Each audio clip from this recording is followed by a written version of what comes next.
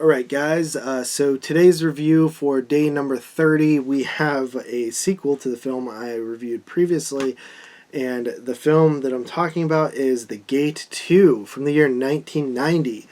Now, I never even knew this film existed until I think it might have even been when Scream Factory announced it. Maybe a little bit before that I had heard about it, and I knew that it didn't have a release, but yeah, this was put out by Scream Factory. I never knew that it existed growing up.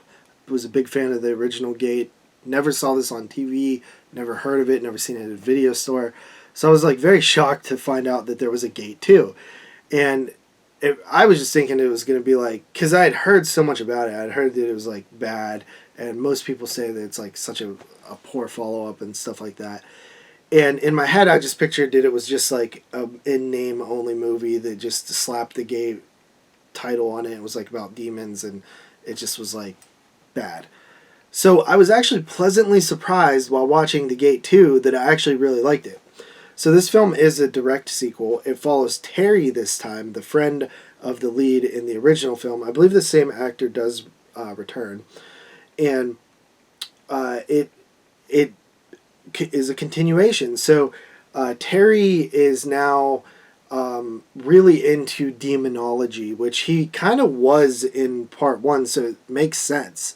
You know, he was the one that was looking into the records and was interested in the stuff and figured everything out. And, you know, after that event happens, you would probably be more inclined to look into what the hell happened a little further. So it makes sense. And his father, in the first film, it's mentioned his mother's died. I think this film's supposed to take place 1 year later, but it feels like it takes place a few years later.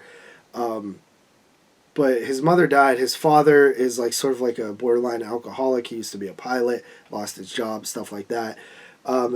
Terry has learned that the demon world can also like sort of grant wishes, because the demon world sort of wants to the gate to sort of be crossed, you know.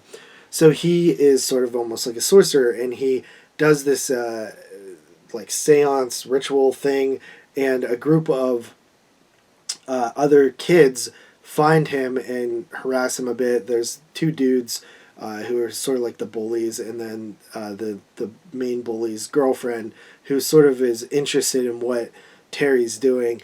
Anyway, they do this ritual thing.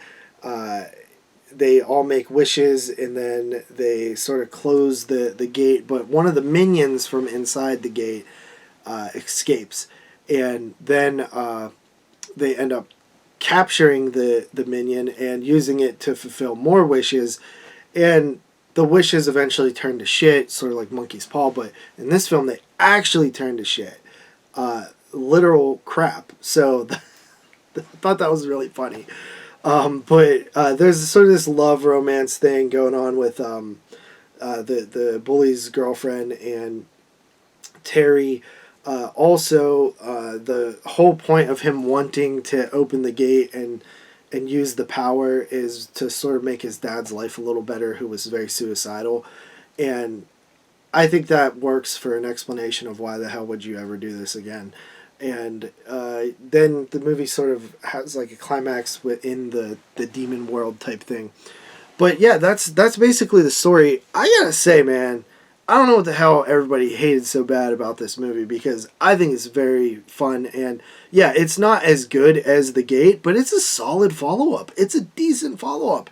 It is definitely like worth watching. And I was actually like, maybe because I went in with such low expectations, I was pleasantly surprised. But like the demons look good. It's an actual sequel. It like follows the events of the first film in a logical way. And there's some stop motion and stuff like that again. The effects are decent. I like the idea of like expanding the lore of what was set up in the first Gate and sort of adding this like wish element to it, because it doesn't feel like it betrayed anything that happened in the first film, because we just get the surface level of like this gate and the demons coming through, and we didn't really explore inside that world at all and what it's more capable of. I thought it was explained well in this film, and it worked well. Dude, Gate 2 is pretty solid in my opinion. It's it's a film I'd definitely watch again. I'm actually shocked that so many people don't like it, but I wouldn't give it like a crazy high score, but 7 out of 10, pretty solid sequel, man. I was pretty happy with that, honestly. So if you've never seen The Gate 2 or Gate 2, which is stupid, if you type in The Gate 2 on Letterboxd, it wouldn't even come up. I had to type in Gate 2, which is weird. And this one's called The Gate, so odd. But yeah, 7 out of 10 for The Gate 2 or Gate 2. Pretty impressed, honestly. So that said, one more review for this 31 Days of Horror, and then we got 31 Days of Horror 12 right around the corner. So let's get this last one done. Peace.